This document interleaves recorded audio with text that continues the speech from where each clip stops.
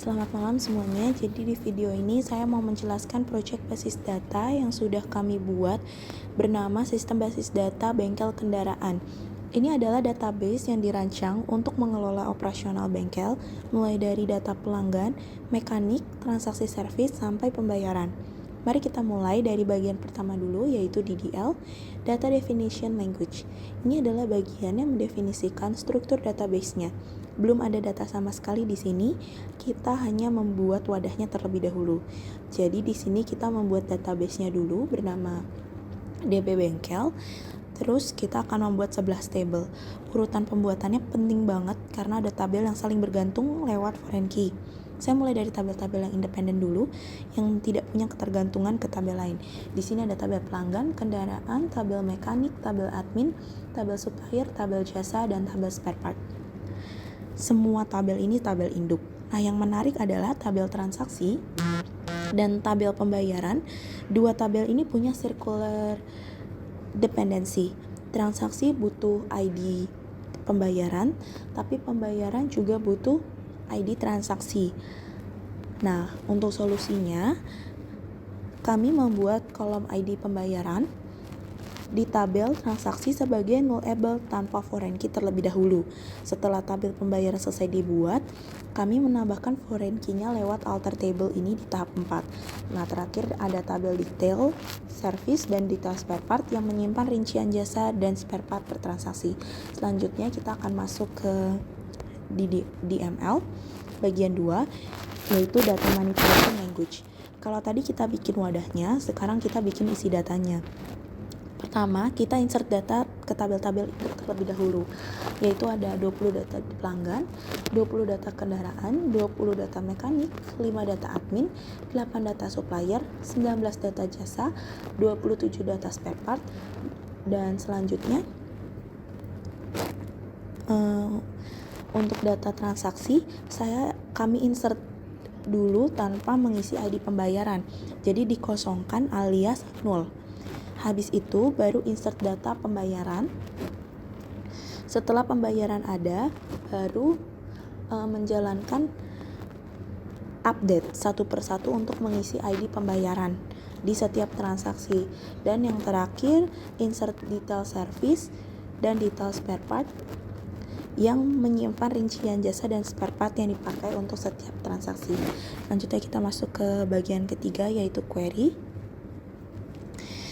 Di sini kami menulis banyak query untuk mengambil data dengan berbagai kondisi. Saya jelasin yang paling penting-penting saja terlebih dahulu, yaitu ada select dasar, query select biasa. Tampilan semua data dari satu tabel atau pilih kolom tertentu saja. Misalnya dari tabel pelanggan, cuman ngambil nama pelanggan, nomor HP, dan email pelanggan. Atau where untuk filter data. Contoh, tampilkan mekanik statusnya aktif di sini, atau kendaraan merek Toyota di sini, atau pembayaran di atas 300.000 bisa dikombinasikan dengan and, or, dan not. Setelah itu masuk ke between, filter rentang nilai.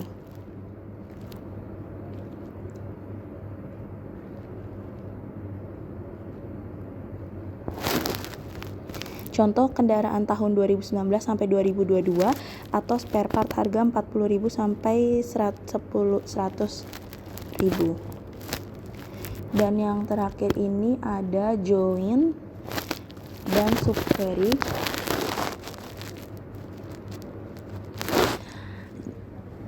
Karena data tersebar di banyak tabel, kita memerlukan gabungan antar tabel biar informasinya lengkap menggunakan join. Join pertama itu untuk menggabungkan pelanggan, transaksi, pembayaran, tampilan nama pelanggan, ID transaksi, tanggal servis, dan total biaya dalam satu query. Join kedua untuk gabung transaksi, kendaraan, mekanik, lihat siapa mekaniknya, ngerjain kendaraan apa, dan status servis. Selanjutnya ada subquery, yaitu contoh 1, tampilan jasa yang harganya di atas rata-rata Dan yang kedua ada tampilan transaksi dengan total biaya tertinggi, pakai max di subquery. Selanjutnya ada juga group by having. Kita masuk ke bagian keempat, yaitu bagian view.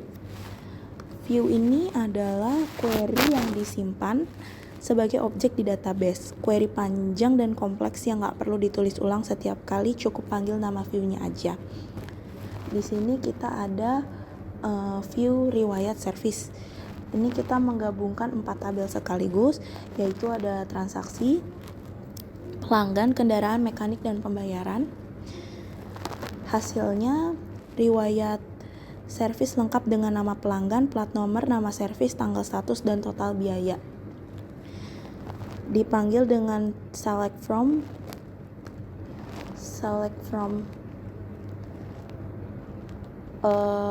riwayat servis. Selanjutnya kita masuk ke bagian kelima, yaitu store procedure. Di sini adalah fitur yang powerful yang menyimpan sekumpulan perintah SQL yang bisa dipanggil berulang kali dengan satu perintah call. Ini seperti di contoh, kita menggunakan prosedur, kita membuat prosedur baru, yaitu sp_riwayat_pelanggan. Prosedur ini menerima satu parameter input, yaitu ID pelanggan dengan voucher 10. Di dalam menjalankannya, query join antara 5 tabel, difilter berdasarkan ID pelanggan yang diberikan dan diurutkan dari tanggal servis terbaru.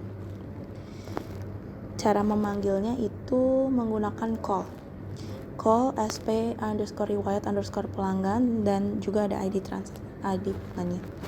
Selanjutnya ke-6, kita akan masuk ke bagian trigger. Untuk trigger sendiri adalah aksi otomatis yang dijalankan database ketika ada event tertentu dan tidak perlu dipanggil manual. Jadi ada tabel ulasan di sini. Kita membuat tabel ulasan itu untuk menyimpan review pelanggan terhadap transaksi. Di sini ada kolom utama, yaitu ada ID ulasan, ID transaksi, rating skala 1 sampai 5, komentar, tanggal ulasan. Nah, ini diisi dengan 5 data ulasan awal sebagai contoh. Di sini. Nah,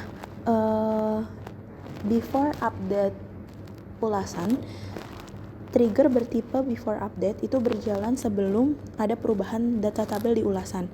Fungsinya itu untuk memvalidasi rating. Setelah itu, jika rating di bawah 1 atau di atas 5, trigger membatalkan operasi dan memunculkan pesan error. Rating harus berada pada rentang 1 sampai 5 dan sudah diuji dengan update.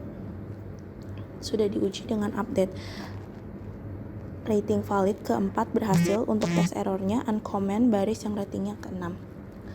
Selanjutnya yang terakhir yaitu bagian function. Nah, ini adalah store function.